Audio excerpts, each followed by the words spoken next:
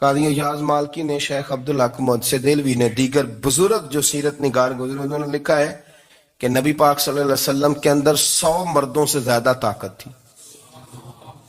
100 مردوں سے زیادہ طاقت. اب جو بات کہنے لگا ہوں، جو نتیجہ دینے لگا ہوں، اس پر خاص توجہ آپ فرمائیں گے. ذرا فکری طور پر، نظریاتی طور پر ایک چیز کو سمجھیے. ہم سمجھتے ہیں کہ جوان لڑکا ہے جی جو مرضی کرے، عمر ہے جی.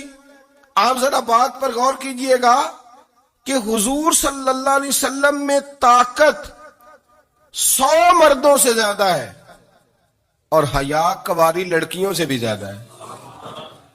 ذرا اس بات کا تقابلی جائزہ کیجئے گا کہ طاقت 100 مرد سے زیادہ ہے لیکن حیا کواری لڑکی سے بھی زیادہ ہے. اس کا معنی یہ ہوا کہ جس ٹہنی کو پھل زیادہ لگ جاتے ہیں وہ جھکا کرتی ہے.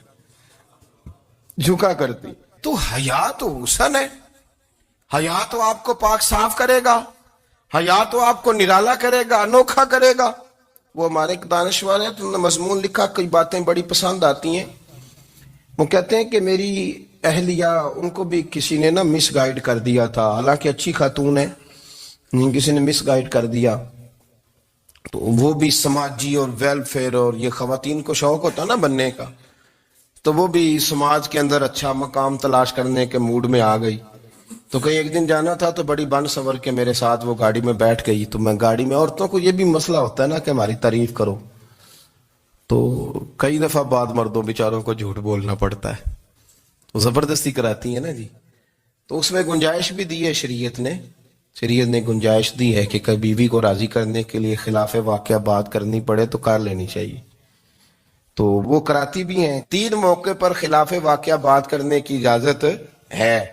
واقعے کے خلاف بھی آپ بات کر سکتے ہیں، جنگ کے موقع پر 2 لوگوں کو صلح کرانے کے لیے اور بیوی کو راضی کرنے کے لیے کر لیں کوئی ایسی بات، بے شک اپنی طبیعت پہ جبر کر کے کر لے، گنجائش ہے، اجازت ہے.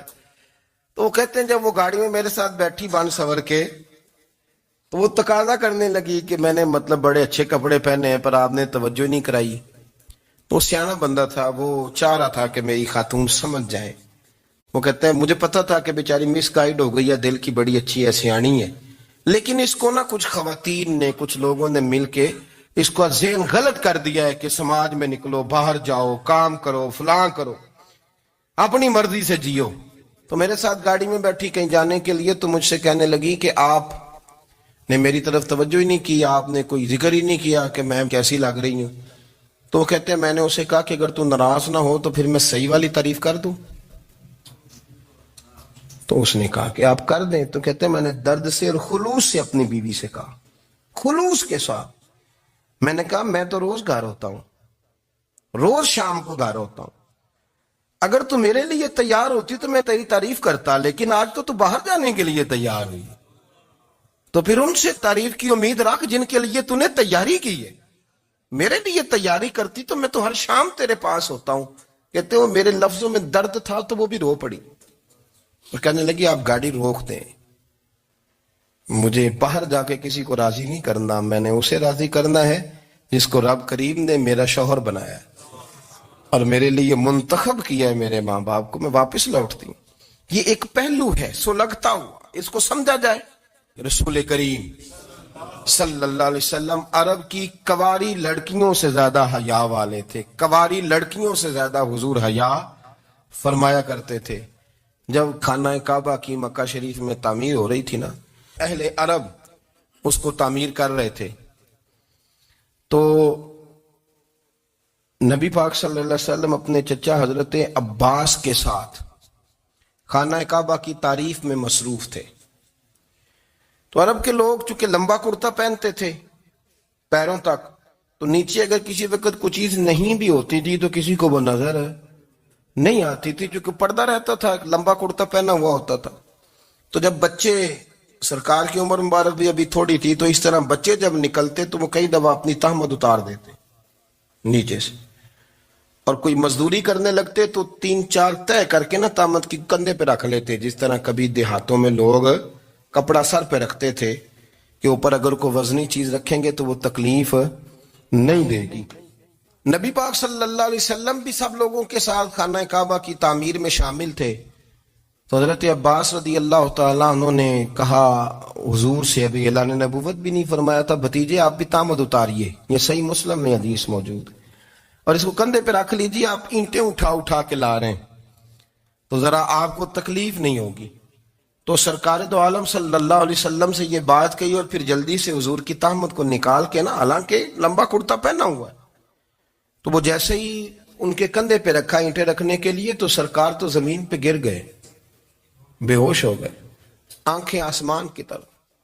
اور پھر حضور پکار رہے ہیں آزاری آزاری آزاری، میرا تامت دے دو، میرا تامت دے دو. کبھی کوئی شخص اس وجہ سے بھی بے ہوش ہوا ہے کہ میرے وجود سے کپڑا اتر گیا ہے؟ حالانکہ سرکار پر وہ بے ہوشی بھی نبی پاک کا وہ جو غلبہ ہے نا شرم و حیا کا، اس کی وجہ سے ہوئی. ورنہ تو حضور فرماتے ہیں کہ میری آنکھیں سو جاتی ہیں، دل تو میرا اس عالم میں بھی جاگتا رہتا ہے. تو سرکار زمین پہ تشریف لے آئے، آنکھیں میرا تامت دے دو، میرا تامت دے دو. تو جلدی سے انہوں نے تامت دیا تو حضور نے باندھ لیا. پھر طبیعت مبارک میں تسلی ہوئی. یعنی ہم اس رسول کے غلام ہیں کہ جن کے تو وجود سے کپڑا اتر جائے تو حضور برداشت نہیں کرتے، قبول نہیں فرماتے، تکلیف شروع ہو جاتی. لیکن یہاں نوجوان ہیں اور بڑا قد کاٹ ہے اور بڑے بڑے سمجھدار لوگ ہیں، گرمی آتی ہیں تو شارٹ کپڑے پہن کے گھومتے ہیں. ان کو خیال نہیں کہ یہ وہ والا لباس ہے جو باہر تو کیا گھر میں اماں کے سامنے نہیں پہننا چاہیے، بہنوں اور بیٹیوں کے سامنے نہیں پہننا چاہیے. آپ کی گفتگو میں شرم و حیا ہو، آپ کے لب و لہجے کے اندر حسن ہو. آپ کو پتہ ہے نبی پاک صلی اللہ علیہ وسلم نے فرمایا میری امت میں سب سے زیادہ حیا کرنے والے عثمان غنی ہیں. عثمان غنی سب سے زیادہ حیا کرنے والے. آپ فرمایا کرتے تھے جب سے حضور کا چہرہ دیکھا ہے میں نے کبھی اپنی شرمگاہ بھی نہیں دیکھی، میں نے آنکھوں کا وضو نہیں توڑا، اور جب سے حضور کے دست مبارک میں نے بیعت کے لیے سیدھا ہاتھ بڑھایا تو پھر سیدھا ہاتھ میں نے کبھی گندگی کو نہیں لگایا. حیات. آپ باتھ روم کے اندر بھی غسل فرماتے تھے تو کپڑوں سمیت کرتے تھے. کسی نے کہا حضرت جی واش روم کے اندر کیوں نہیں کپڑے اتارتے؟ آپ فرمانے لگے باہر بندوں سے حیا کرتا ہوں، اندر جاتا ہوں تو رب سے حیا آنی شروع ہو جائے، وہ تو دیکھ رہا ہے نا. تو میں جو بات آپ کی خدمت میں عرض کرنا چاہتا ہوں اس کو آپ سمجھیے گا میرے عزیز، کہ شرم والا مزاج، گفتگو بھی شرم والی، آنکھیں بھی شرم والی، لباس بھی شرم والا، دوستی یاری بھی شرم والی، بہت ساری ایسی باتیں. دیکھیں نا آپ ذرا، میں نے کہا کہ باتوں کو سن کے گزر نہ جایا کریں، اس کی گہرائی پر غور کریں.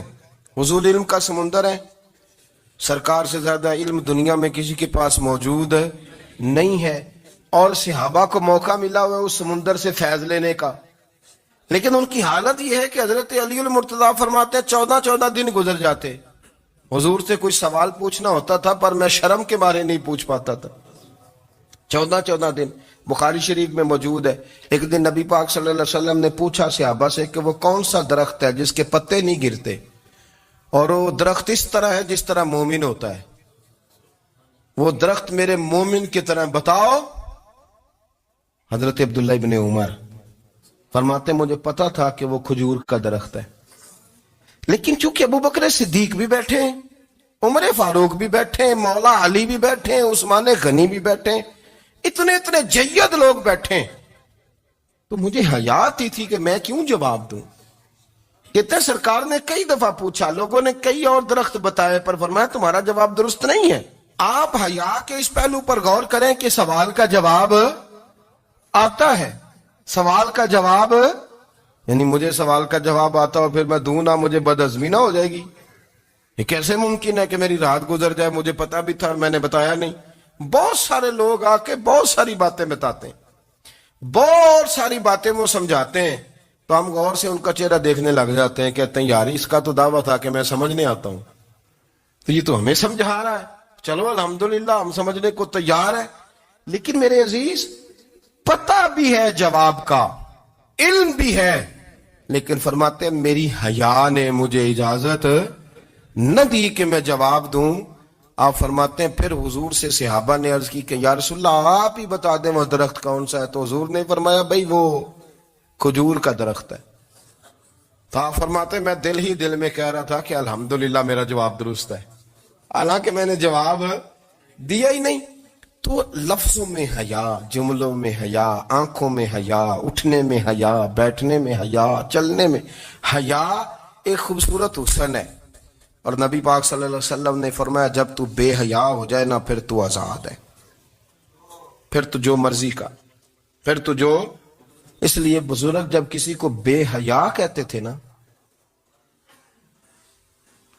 اللہ اکبر، اور جب کسی کو کہتے تھے نا یہ بے حیا ہے تو لوگ سمجھتے تھے کہ کوئی ہلکی سی بات کر دی، لیکن ان کا معنی یہ ہوتا تھا کہ بس بھائی اب اس کے ساتھ کوئی کلام کرنے کی ضرورت ہے، اس کو اب اصلاح کی ضرورت نہیں، یہ بے حیا ہے. کیا معنی؟